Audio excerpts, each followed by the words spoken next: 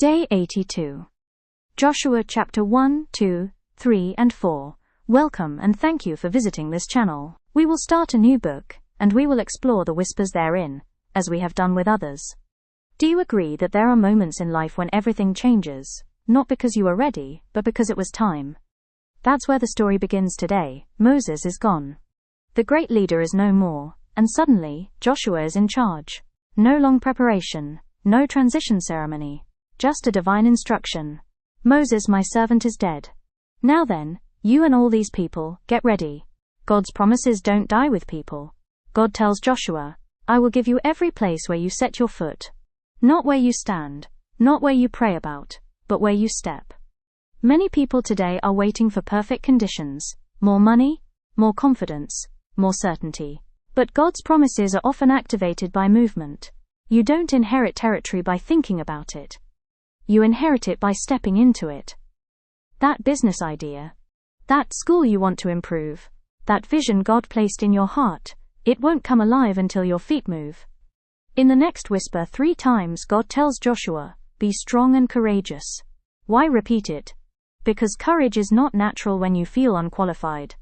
Joshua had big shoes to fill. Everyone knew Moses. No one knew Joshua like that. And maybe that's where you are right now. You stepped into a role, a responsibility, a calling, and deep down you're wondering, am I enough? God's answer is simple. You don't need to feel strong. You just need to choose strength. Courage is not the absence of fear. It's obedience in the presence of fear. Then comes one of the most powerful instructions. Keep this book of the law always on your lips. Meditate on it day and night. This is unusual. God didn't say, strategize day and night, network day and night, work endlessly. He said, meditate on the word. Why? Because true success starts from alignment, not activity. In today's world, we are busy, constantly moving, constantly doing. But Joshua's success formula was different. Speak the word, think on the word, live the word, and then success follows. This is an unlikely lesson. You don't chase success, you align, and success finds you. Success is spiritual before it is visible. In the next whisper, the people respond to Joshua. Just as we fully obeyed Moses, so we will obey you. That sounds encouraging, but it's also pressure. Because now Joshua must lead in a way that sustains trust. People don't follow titles, they follow consistency. Whether you're a school owner, a teacher, a parent, or a leader in any space, your authority grows when your life matches your words. Joshua didn't try to become Moses. He simply stayed aligned with God. And that was enough. Leadership is proven by consistency, not position.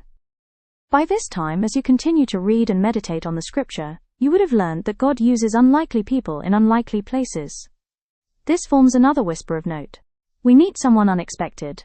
Rahab, a prostitute, living in Jericho, an outsider, and yet, she becomes central to God's plan. She hides the spies.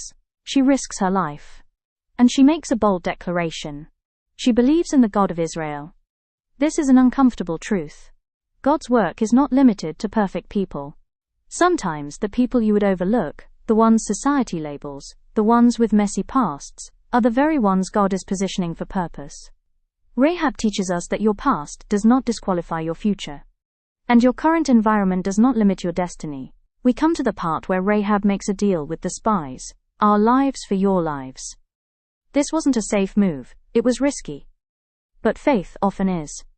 Faith is not always calm and predictable. Sometimes it looks like trusting when you don't have full details, taking a step that others don't understand, aligning with God even when it cost you something. Rahab risked everything and gained everything. Indeed, faith sometimes looks like a risky agreement.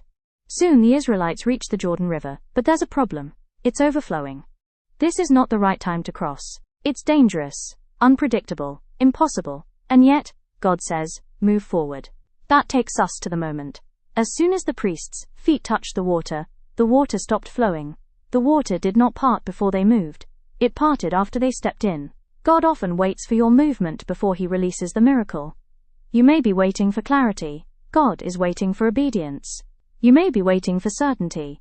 God is waiting for your first step. The river didn't dry up from a distance. It responded to contact. The miracle doesn't happen until your feet move. After they cross, God gives a strange instruction. Take 12 stones from the river and build a memorial. Why? So that when future generations ask, what do these stones mean? You will tell the story. Because human beings forget. We forget how God came through. We forget the miracles. We forget the moments He made a way. And when we forget, we start to fear again. So God says, build reminders. Not just physically, but spiritually. Remember, that time He provided, that time He healed, that time He opened a door. Your past victories are fuel for your present faith. Never forget what God has done. Let's end the day with this powerful truth. He did this so that all the peoples of the earth might know that the hand of the Lord is powerful. This wasn't just about crossing a river. It was about revealing God's power through ordinary people who chose to trust Him. And that includes you. So today ask yourself, where do I need to step forward, even if I feel unready? What has God already told me that I'm delaying? What river am I standing in front of, waiting for it to part? Maybe, just maybe, it's waiting for your feet. God's promises are real. His timing is intentional. And His power is still active today. But often, the miracle begins when your feet touch the water.